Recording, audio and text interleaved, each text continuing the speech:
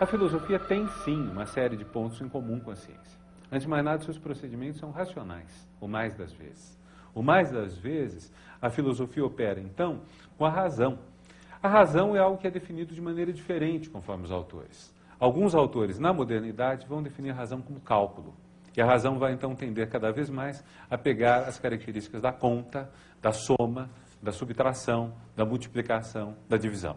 Alguns consideram que essa característica da razão como conta é uma diminuição da razão, ou uma diminuição do pensamento. Perde-se com isso alguma coisa do que ele teria de forte.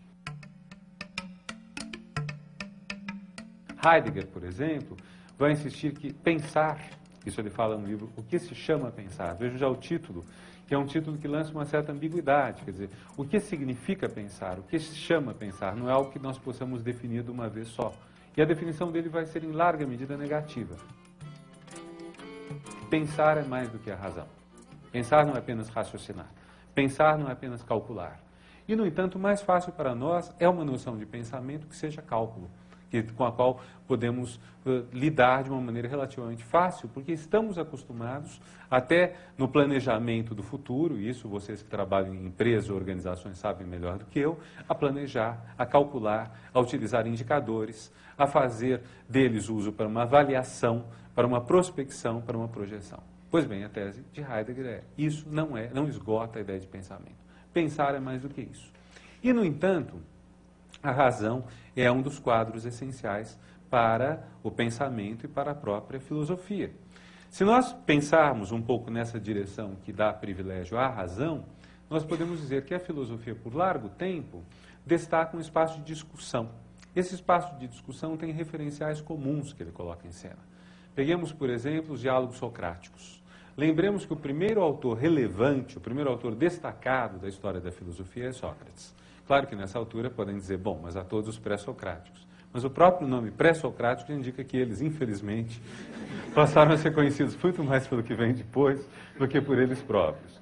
Então, esse grande autor, que não é um autor, porque não escreveu nada, esse grande autor que nos deixou basicamente palavras trocadas, diálogos, que foram postos por escrito por seu discípulo Platão, por alguns outros também, mas sobretudo o mais conhecido deles é Platão. Esse grande pensador tem então como suposição que do diálogo algo vai nascer, que o diálogo é a forma por excelência do pensamento filosófico. Isso significa uma série de ideias interessantes. Primeiro, a ideia de que, embora haja um personagem que porta o nome Sócrates, que então, de certa forma, tira a moral da história, que geralmente leva vantagem nos debates discursivos, embora tudo isso seja válido, nós temos também a expressão dada aos que contradizem Sócrates, aqueles que divergem dele. E esse diálogo é de tal ordem que até aquele que está numa posição subalterna na sociedade grega, o escravo, também é dotado de razão, também é capaz de dialogar, também pode, através de perguntas e respostas bem colocadas, chegar a resultados importantes da geometria. Há, portanto, no diálogo uma certa igualdade. Há, portanto, no diálogo entre os interlocutores um reconhecimento de importância recíproca. Isso é interessante porque nós esquecemos, às vezes, que quando aceitamos dialogar com alguém, quando constituímos alguém como interlocutor, estamos dando uma prova de respeito. Nós podemos manipular, podemos tentar seduzir o outro no discurso, podemos utilizar algum tipo de golpe baixo no diálogo, mas, apesar disso tudo, há uma ideia interessante que é a ideia da igualdade, a ideia da aceitação da interlocução. Quer dizer, no momento que eu aceito o outro como interlocutor, eu estou dando a ele uma importância grande. Há um momento da história romana, antiga, em que os plebeus brigam com os patrícios, com os nobres, e se retiram para um monte onde fazem uma das primeiras greves da história, provavelmente. Recusam-se a servir à nobreza romana. E os nobres mandam, então, um emissário lá para fazer que eles parem com a sua greve. E é muito interessante porque o emissário tem um longo discurso racional explicando que eles, como plebeus, como incultos, não têm uso da razão.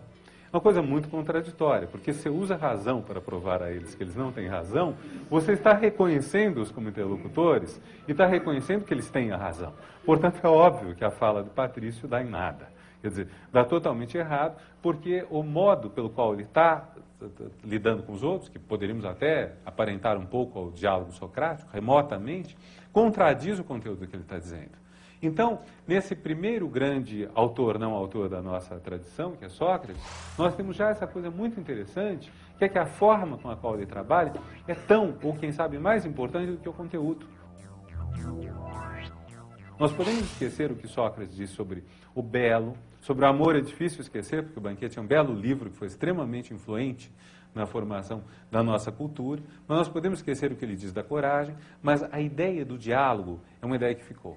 Embora ninguém tenha chegado à altura do diálogo socrático depois. Quer dizer, os autores da modernidade tentam fazer diálogo, século XVII e XVIII, são fracos. Mas essa ideia de que existe um diálogo acabou valendo, se não dentro da obra como forma repetida por outros autores, como uma relação que nós temos entre nós, que um filósofo estabelece com o outro. É como se a desigualdade fosse temporária, é como se a desigualdade fosse secundária. Ela existe, mas o essencial é essa participação de todos em algo que é universal, em algo que tem a ver com a razão. Vocês veem aí que nós temos quase um nascimento, que tem bastante em comum com a ciência, mas aqui também conviria fazer uma certa diferença em relação à ciência. O que é diferente da filosofia em relação à ciência? Talvez seja o fato da filosofia ser uma das humanidades. A filosofia fica numa posição, de certa forma, cavaleiro entre as ciências humanas, das quais a aproxima a razão, e as artes e a literatura, das quais nos aproxima uma série de outras características que eu vou rapidamente esboçar. Na ciência, em última análise, a história não conta tanto. A história da física não faz parte da física. A história da física faz parte da história.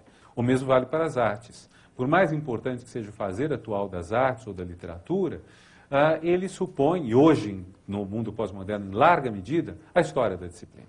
Se nós não conhecemos bem a história da arte, a história da literatura, nós estaremos desvalidos, de certa forma. Isso vale para a filosofia. É nesse sentido que Aristóteles continua vivo, Platão, Maquiavel, e que nós podemos perfeitamente fazer uso deles e ter um papel importante nisso. Então não há refutação.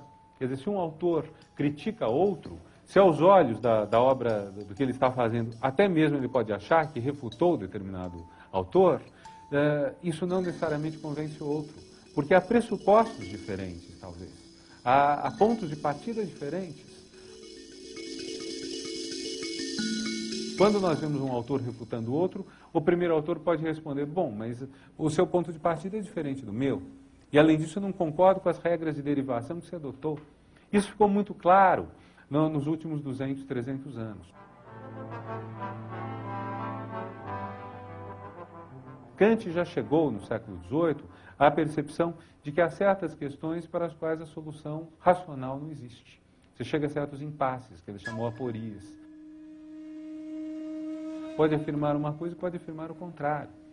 E não há forma de você reduzir isso pela razão. Mais recentemente, e isso é um ponto que eu vou tratar um pouco mais no fim, nós fomos chegando à percepção de que certas questões a gente não tem como decidir racionalmente. As questões dependem, em última análise, de um ato de vontade, de algo irracional. As escolhas na nossa vida, por exemplo.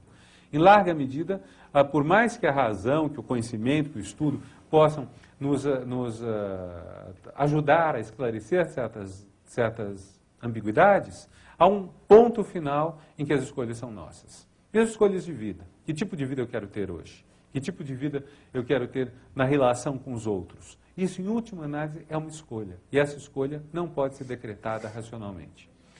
Então, a ideia de que da discussão nasce a luz, a ideia de que uma razão universal ou algo do gênero nos permite chegar a um resultado final é muito complicada, é muito difícil.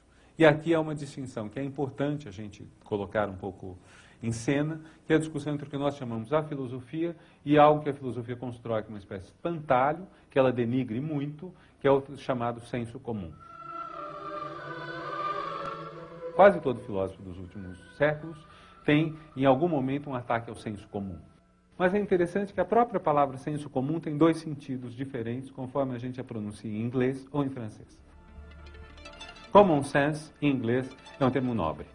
Common sense é algo que se valoriza. Se vocês forem ler a filosofia anglo-saxônica, vocês verão que o common sense é uma coisa boa.